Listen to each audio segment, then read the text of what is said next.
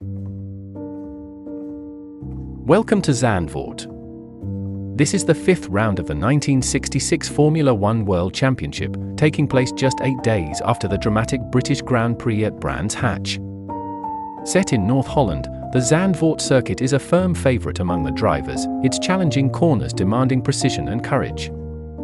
The main straight remains the key passing point, where races may be won or lost.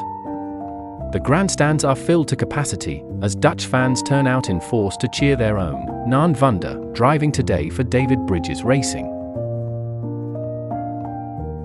Graham Hill has secured pole position in qualifying, and will start from the front row, marking the 13th pole position of his distinguished career. For BRM, the 1966 season has proven difficult, plagued by serious issues of speed and reliability with the P261. Arriving at Zandvoort, the car now features updated components in both the gearbox and transmission, following a disappointing result at Brands Hatch. With these improvements, BRM arrives determined, as Graham Hill leads the team's renewed challenge for victory. Second on the grid is Jaelson Silva, lining up alongside Graham Hill. The Russian driver remains in championship contention after his impressive victory at Brands Hatch. And then, the surprise of qualifying. American Dan Gurney places his Eagle third fastest, securing his first ever front row start in a Grand Prix. Fourth on the grid is Henrique Paladino, the championship leader, looking to score points and defend his position at the top. This race also sees the return of the Scuderia Ferrari, absent from Brands Hatch due to strikes in Italy. Ferrari fields 312, driven by Ide and Jonas Walknan. The weather is kind, the track is ready, engines start, and the Dutch Grand Prix is about to begin.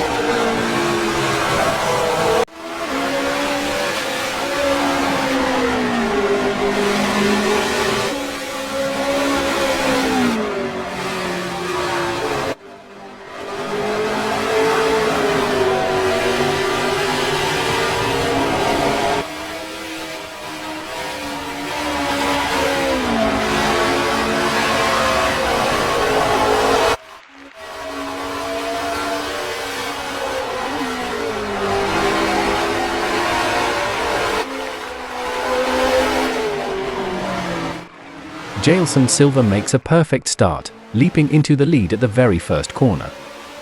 Dan Gurney quickly follows through, overtaking Graham Hill to claim second position. Hill loses 2 places, hampered by poor acceleration from his BRM off the line. Behind them, Jackie Stewart moves past Henrique Paladino to take fourth. Closely followed by Jim Clark, who also passes the New Zealander driving for Cooper.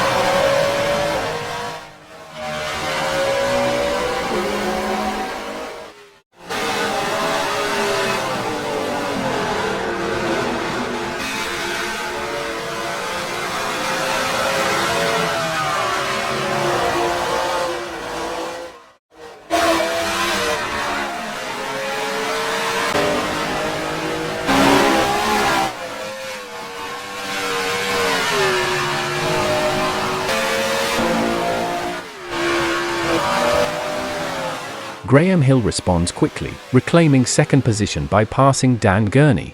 With the setback behind him, Hill now sets his sights on the race leader, Jaelson Silva.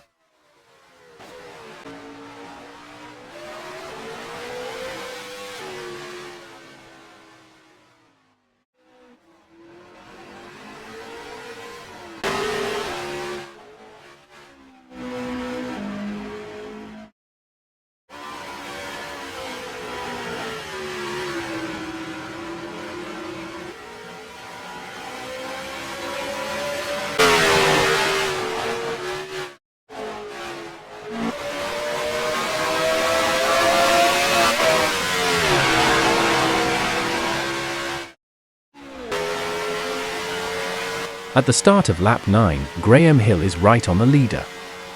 Into the first corner, he makes his move, passes Jaelson Silva, and takes the lead. The crowd erupts, and the race comes alive once more.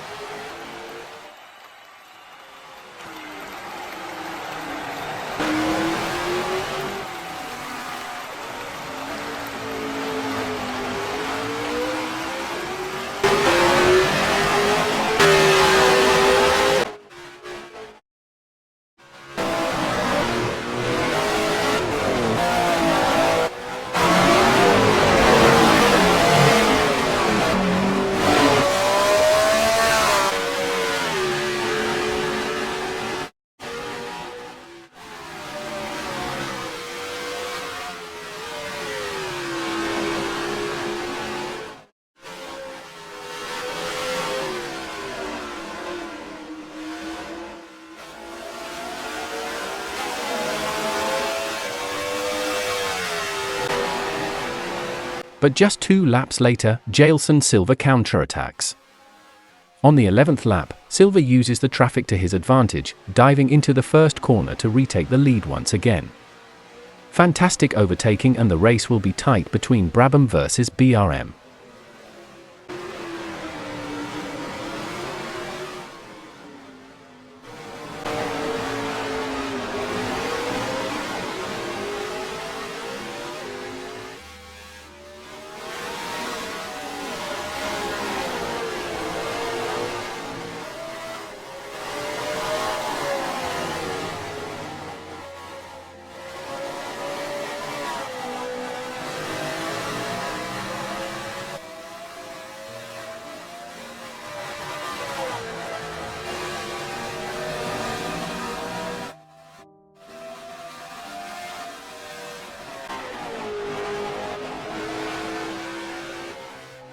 In the top 5, the one climbing the pack was the other factory Brabham, this time driven by Jack Brabham himself, who had already overtaken Dan Gurney and was now chasing Jim Clark.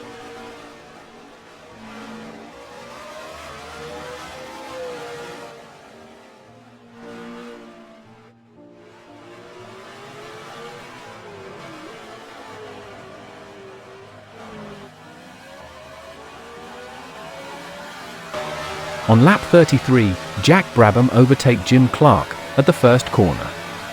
The Australian is now third. And for the time being, he is becoming the championship leader, completing his team's double podium finish.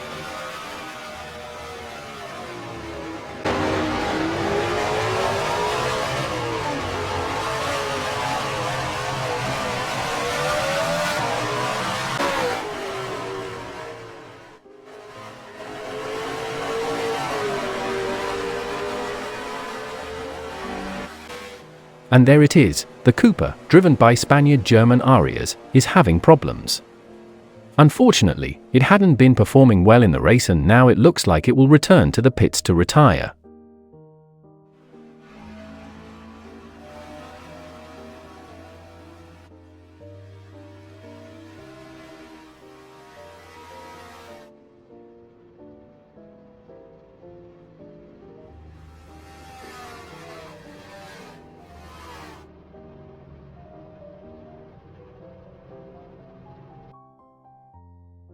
Something rarely seen, but just after the start of lap 43, trouble strikes for Jaelson Silva.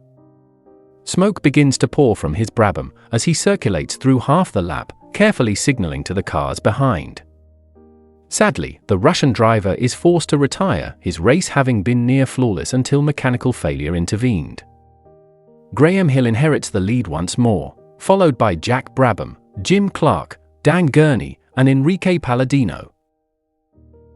Shortly after Jaelson Silva's retirement, it was the other Brabham's turn.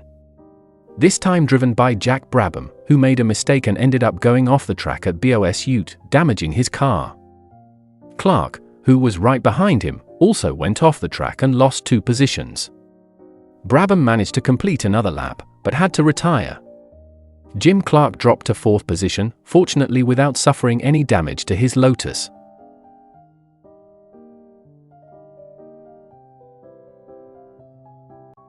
Reaching the final part of the race, the local driver, Zandvoort, was another car that had problems. He had been having an excellent race, climbing through the field and was in 7th position, aiming to score points at home. The crowd gave him a standing ovation. His driving satisfied all the Dutch people present.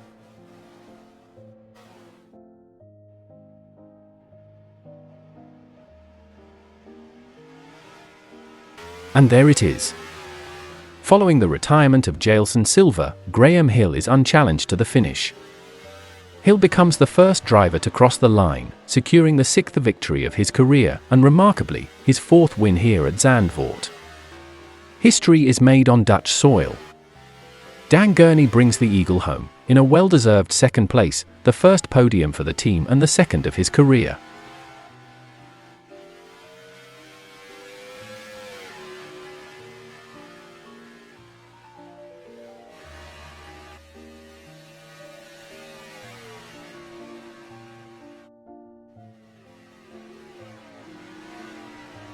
But the race wasn't over yet for the rest of the podium. Henrique Paladino and Jim Clark battled corner by corner for that important 3rd place. Clark managed to close the gap after going off the track thanks to Brabham's accident. And Henrique Paladino fought against the car to hold on to 3rd position. But it will stay that way. Henrique Paladino showed all his experience as a world champion, securing 3rd place and heading to Nürburgring still as the championship leader.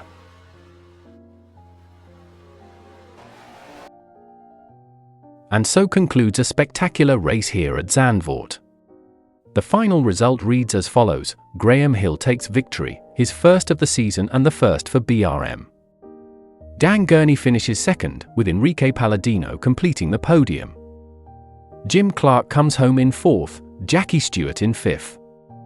And the splendid Carlos Perez Rodriguez claims 6th place, rounding out the points.